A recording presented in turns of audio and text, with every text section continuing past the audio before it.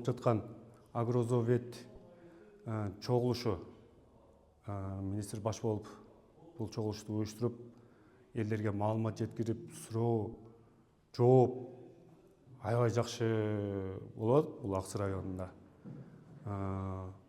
Бул элдер көп чоң маалымат алат деп ишенем. Себеп мен да өзүм суроо бердим. Суроома жооп ала алдым. Номеримди да жазып алышты. Толук маалымат алам деген үмүттөмүн. Рахмат чоң министрибизге дагы чоң рахмат.